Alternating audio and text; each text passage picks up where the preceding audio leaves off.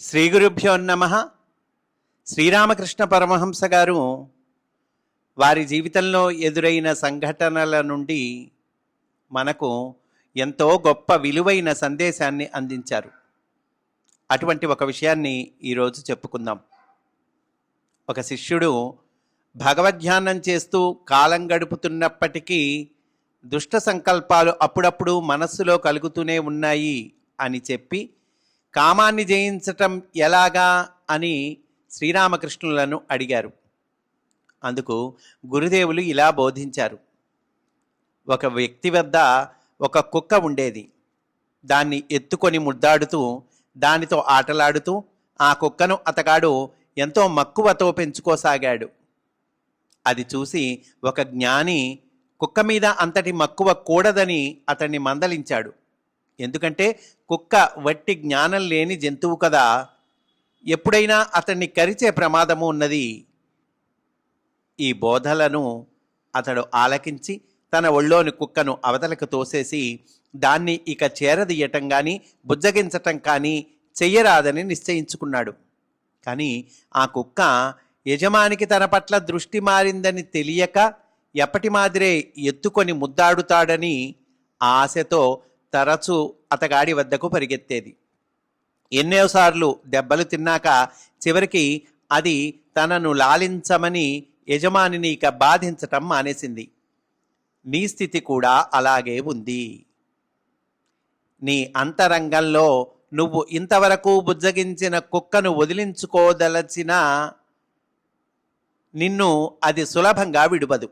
అయినా భయం లేదులే, ఆ కుక్కను ఇక బుజ్జగించక నీ వద్దకు చేరినప్పుడల్లా చీకొడుతూ ఉండు. నీ చేత లాలింపబడటానికై నిన్ను పీడిస్తున్న ఆ కుక్క కొంతకాలానికి నిన్ను విడిచివేస్తుంది. ఇది చెప్పారండి. అంటే కుక్కల్ని పెంచుకోవద్దని, కుక్కల పట్ల భూతదయ కలిగి ఉండవద్దని కాదండి దీని అర్థం. అదిగా దీని అర్థం. ఇక్కడ కుక్క ఈజ్ ఈక్వల్ టు కామము, అంటే మన కోరికలు, దుష్ట సంకల్పాలు అప్పుడప్పుడు మనసులో కలుగుతూ ఉంటాయి కదండి. ఏదో చెయ్యకూడని పని చేద్దామనో, తినకూడనిది తిందామనో, వినకూడనిది విందామనో రకరకాలు కలుగుతూ ఉంటాయి కదా. ఈ దుష్ట సంకల్పాలు ఇదిగో ఈ కుక్క లాంటివి అని మనకి చెప్తూ ఉన్నారండి. ఎలా వదిలించుకోవాలి ఆ కుక్కను, అదిగో అది కూడా మనకు ఇచ్చారు. ఇలా మనకు ఈ కోరికలను, కామాన్ని జయించటం ఎలా అనేటువంటిది అనేక సందర్భాల్లో శ్రీరామకృష్ణ పరమహంస గారు చెప్పారండి. అవి కూడా చెప్పుకుందాం. పాములకు ఆవాసమైన ఇంట్లో నివసించేవారు వాటి వల్ల ఏ కీడు మూడుతుందో అని జాగ్రత్తగా ఉంటారు కదా. అలాగే సంసారులైన మానవులు కామినీ కాంచనాలు తమను లోబరుచుకోకుండా మెలకువతో మెలగాలి. పాము కంటబడినప్పుడు ఇలా అనే ఆచారం ఉంది. తల్లి మానస, నీ తోకను మాత్రం కనబరుచు, తలను దాచుకొని దూరంగా తొలగిపో. అలాగే కామోద్రేకాన్ని పురిగొల్పే విషయభోగాల నుంచి దూరంగా తొలగి నడుచుకోవడమే తెలివైన పని. పతితులై తరువాత తెలివి తెచ్చుకోవడం కంటే వాటి సంసర్గం పొందకుండటమే మేలు. కామినీ కాంచనాలు లోకాన్నంతా సంసార సాగరంలో పాప పంకిలంలో ముంచివేసేవే సుమా. స్త్రీని నువ్వు సాక్షాత్తు జగజ్జనని అనే భావంతో చూస్తే ఆమె వల్ల నీకు ఎలాంటి ప్రమాదం ఉండదు. కామకాంచన మోహాగ్ని చల్లారితే గాని భగవద్ దర్శనం కాబోదు. తీవ్ర వైరాగ్యం వహించి ఒక్కమారు భగవద్ దర్శనం పొందగానే అత్యంత బలీయమైన మోహపాశాలు విచ్ఛిన్నమైపోతాయి. అలాంటి వాడికి ఇక భార్య వల్లనైనా మోహాపాయం ఉండదు. ఇనుప ముక్కకు సమాన దూరంలో అటు ఇటు అసమమైన రెండు సూదంటురాళ్ళు ఉంటే సూదంటురాయి వంటి స్త్రీ అందుకు వ్యతిరేకంగా ఏమి చెయ్యగలదు? అంటే ఇక్కడ ఏం చెప్తున్నారంటే, ఒక ఇనుప ముక్క ఉందండి. ఆ ఇనుప ముక్కకు ఒకవైపున పెద్ద సూదంటురాయి, పెద్ద అయస్కాంతం పెట్టాము, రెండో వైపున చిన్న అయస్కాంతం పెట్టాము. ఈ ఇనుప ముక్క ఎటువైపు ఆకర్షింపబడుతుంది?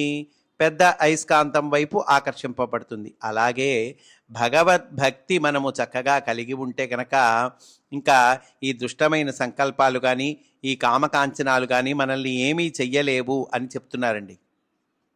పాములు విష జంతువులు కదా, నువ్వు వాటిని పట్టుకోబోతే తప్పక నిన్ను కాటువేస్తాయి. కానీ మన్ను మంత్రించి వాటి మీద జల్లి వాటిని వశం చేసుకోవడం నేర్చిన వ్యక్తికి పాములను పట్టుకోవటం అంత కష్టమైన పని కాబోదు. 7-8 పాములను సైతం అతడు చేతులకు మెడకు చుట్టుకొని వాటితో ఆటలు ఆడగలడు. అంటే ఏం చెప్తున్నారు ఇక్కడ? అదేవిధంగా బ్రహ్మ సాక్షాత్కారం పొందినవాడు సంసార భయం నుంచి విముక్తుడవుతాడు. అదండి ఇక్కడ అర్థం. ఒక మార్వాడి పెద్ద మనిషి ఒకరోజు శ్రీరామకృష్ణులను సందర్శించి కొన్ని వేల రూపాయలను సమర్పింప తనకు అనుజ్ఞ ఇవ్వమని వేడుకున్నాడు. అంటే నేను మీకు ఇస్తానండి కొన్ని వేల రూపాయలు డబ్బులు అని చెప్తాడండి. అతడు ఎలాంటి సదుద్దేశంతో సంకల్పించినా గురుదేవులు ఖచ్చితంగా వద్దని చెప్పి నిరాకరించారు. నాకు ధనంతో ఎలాంటి సంబంధము ఉండకూడదు, దాన్ని స్వీకరించానా నా మనస్సు ఇక సదా దాని మీదే నిలిచి ఉంటుంది అన్నారు. అప్పుడు ఆ పెద్ద మనిషి సొమ్ము శ్రీరామకృష్ణుల సేవకు వినియోగపడటానికై ఆయన బంధువుల్లో ఒకరి పేర ఉంచుతానన్నాడు. అందుకు శ్రీరామకృష్ణులు ఇలా అన్నారు, వద్దు, అది కపటమైన పని. అంతేకాక దానివల్ల ఒకరి వద్ద నా సొమ్ము ఉందనే భావం సదా నా మనస్సులో నెలకొని ఉంటుంది. అప్పటికీ ఆ మార్వాడి విడవకుండా మనస్సు తైలం వంటిదై ఉంటే కామినీ కాంచనాలనే సాగరం మీద తేలియాడుతుంది అనే శ్రీరామకృష్ణుల సూక్తినే ఉదహరించి తన కానుకను అంగీకరించమని పట్టుబట్టాడు. అప్పుడు శ్రీరామకృష్ణులు ఇలా జవాబిచ్చారు, ఆ మాట నిజమే, కానీ చమురే చాలా కాలం నీటి మీద తేలుతుంటే మురుగెత్తుతుంది కదా, అలాగే కామినీ కాంచనాలు అనే సాగరం మీద ఊరక తేలుతున్నా కూడా దానితో చిరకాల నిరంతరమైన సంసర్గం కలిగితే మనస్సు కుళ్ళి కంపు కొడుతుంది అనంటూ మనకి చక్కటి సందేశం ఇచ్చారండి. స్వస్తి వాసుదేవా.